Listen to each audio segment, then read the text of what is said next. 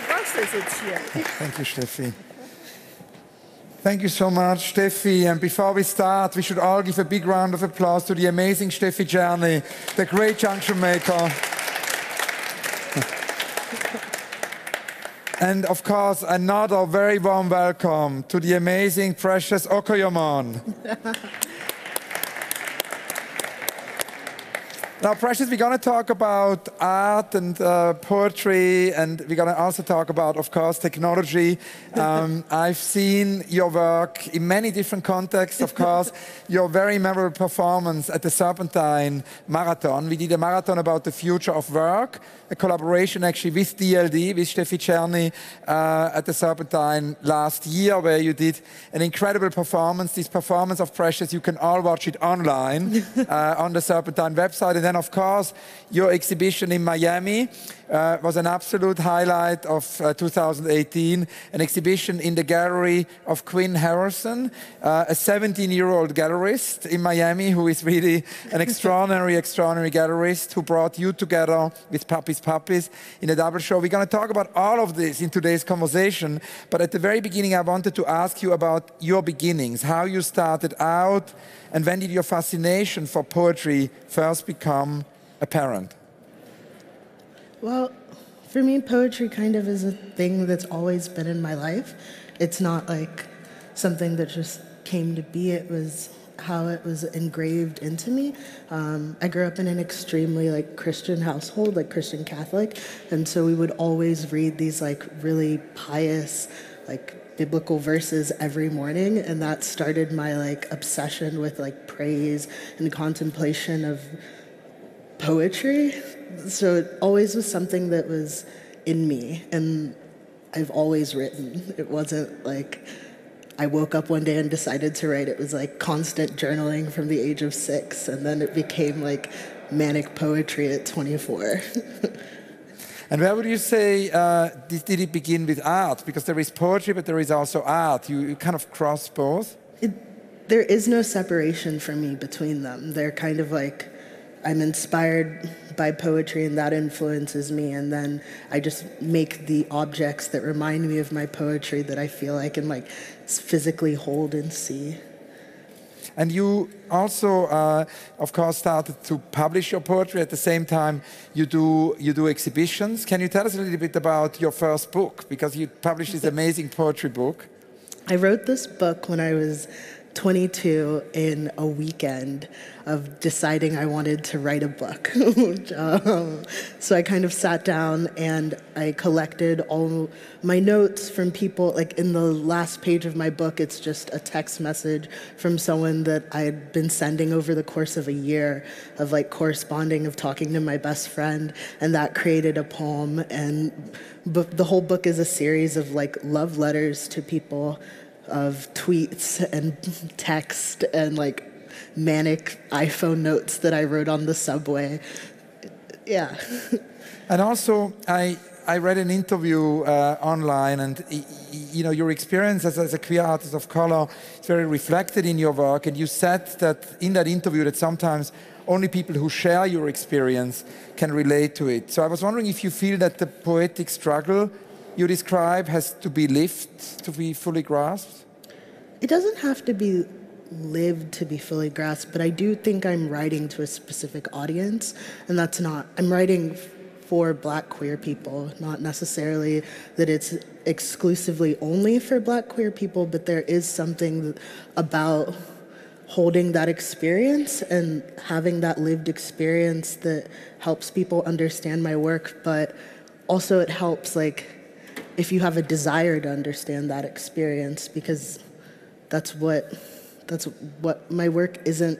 It's not that it's not for people who don't look like me or live the same life, but you have to want to understand that life.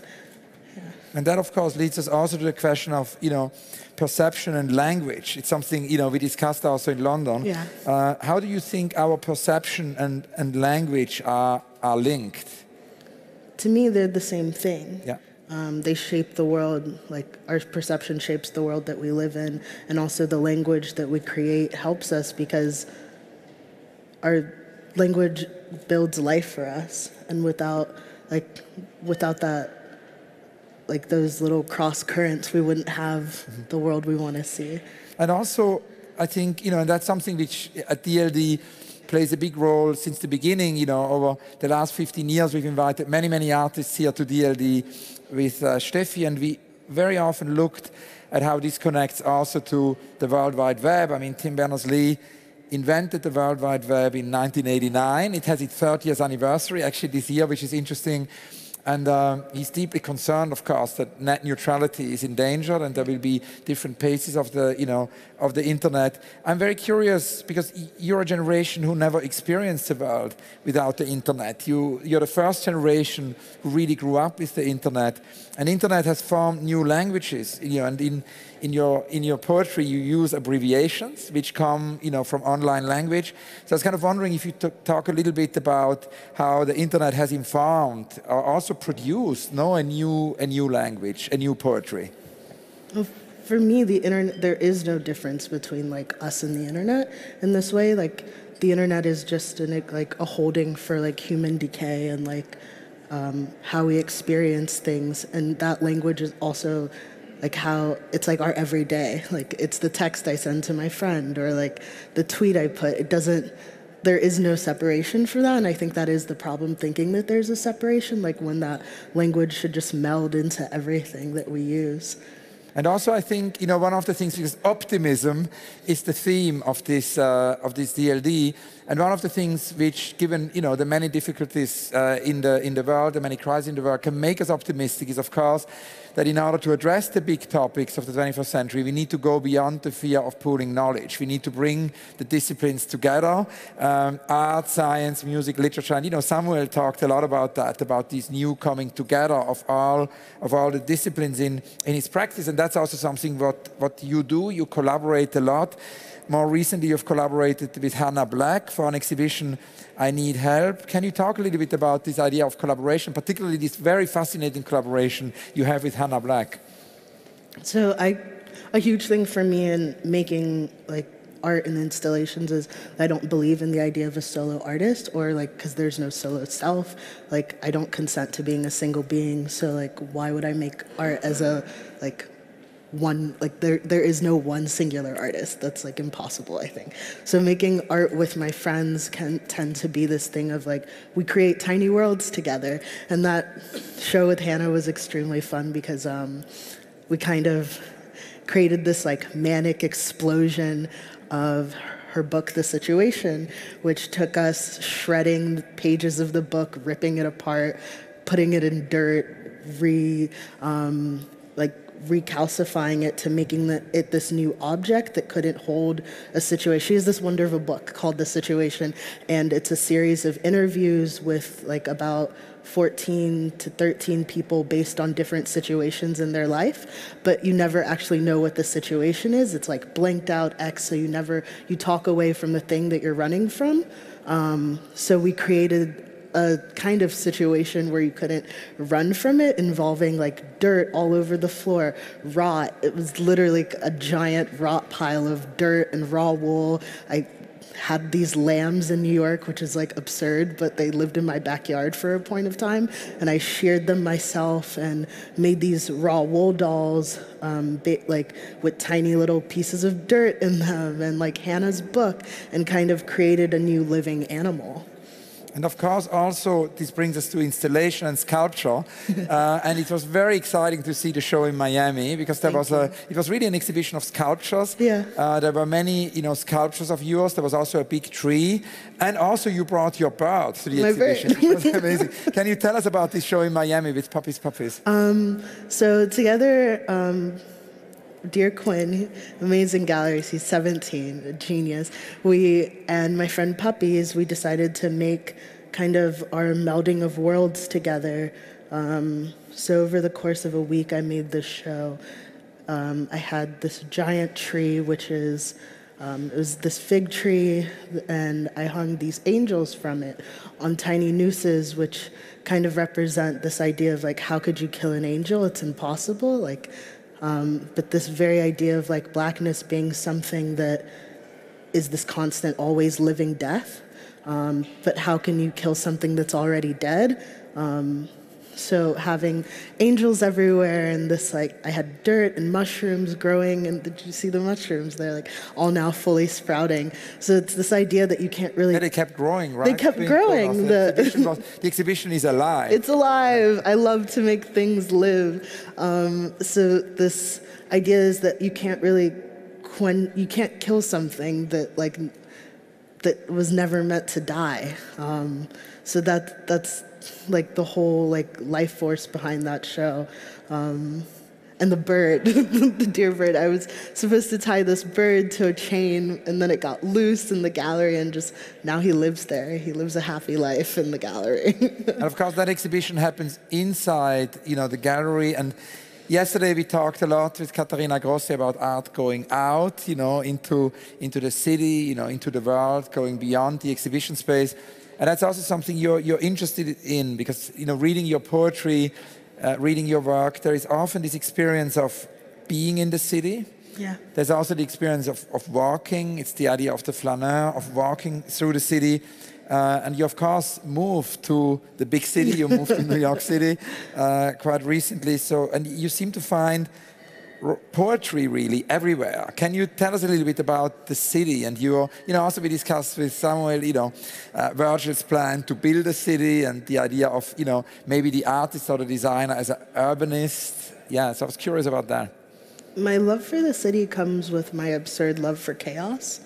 The chaotic energy flows most of my poetry, and it's actually my creative process is walking in the street, usually by myself, writing, and I record myself talking, and that's how I write most of my poems, is just my stream of conscious as I walk through the city, listening to myself think, and which is rather kind of manic, but that's the only way I can think, is through being surrounded by constant noise, because then I can hear myself better. Yeah. And maybe, actually, I was just thinking, because you're describing this beautiful way of how you write your poetry with walking through the city and kind of recording, that it might actually be great to experience some of your poetry. Could you read a poem or two? That would be amazing.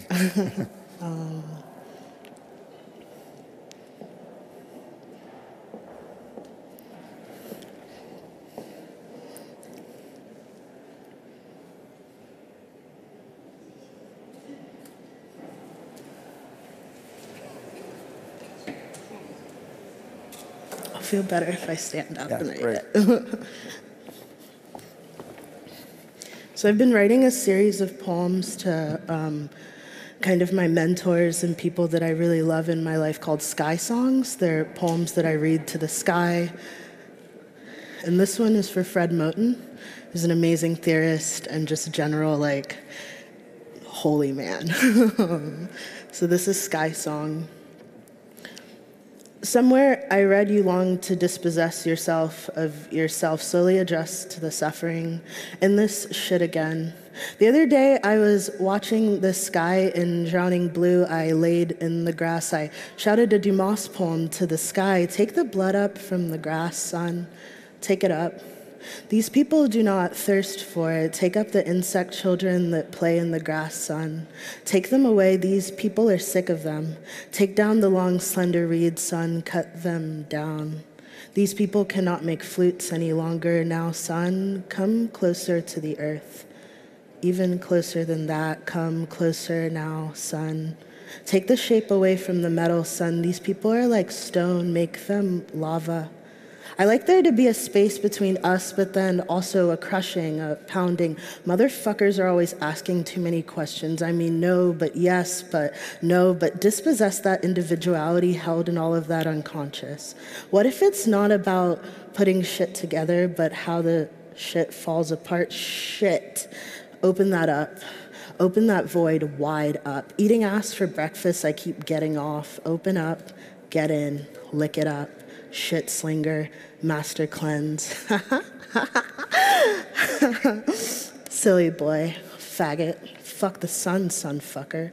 The rationality of this decolonization, brutalizing interplay of centrality, constrained motion, reform, fade up, dark empty room lit only by evening light.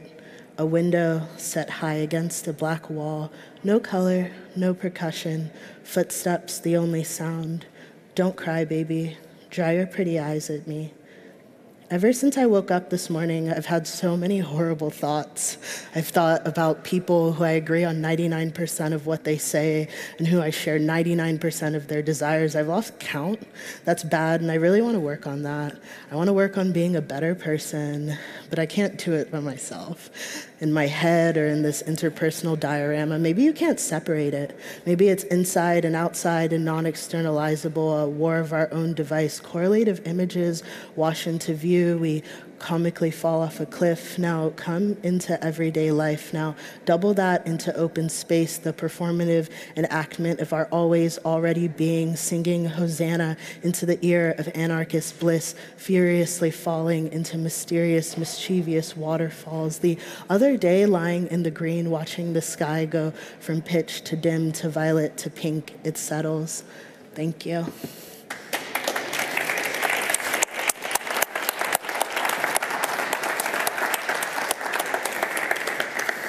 Precious, thank you so much. This is wonderful. I have one question which I always ask, in all the conversations, which is the question about the unrealized project, because the only practice really where we know a lot about unrealized project is architecture, because architects always publish them, but we know very little about artists' unrealized project. I always tell the story that, Louise Bourgeois, when she was 99 years old, told me about her dream to build a little amphitheater, and if only we had known, it would have been easy to build that. So we often talk about these unrealized projects to actually, hopefully, then make them happen. So I was wondering if you can tell us a little bit about your unrealized projects or your dreams. My unrealized project is kind of this community that's like a sustainable installation of future world building, of kind of this queer space of people I love, and together we live and we work on building what we see as the new world. I don't believe you build the new world, you just point towards it and you move to it, and that's what I want to do. I want to kind of create this small world. Wonderful. And what are you going to do next? What are your next exhibitions or I have a show next month in Zurich at Luma. It's my first museum show. I'm kind of going to make a special, tiny, manic world. And that's going to be with Freddie Fischli and Niels also? Yeah, Freddie and Niels, and it opens on the 20th of February. And can you tell us more about these works? It's kind of carrying on from what I did in Miami. I'm making a full forest inside of the gallery and creating kind of these cotton rainstorms. So there's going to be cotton seeds in all of the air vents that kind of flow and get stuck in everything.